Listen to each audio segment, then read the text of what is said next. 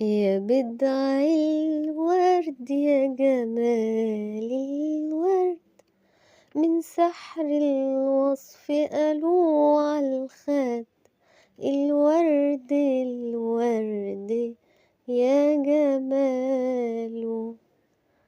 أحلى هدية كل سنة وانتوا كلكوا طيبين.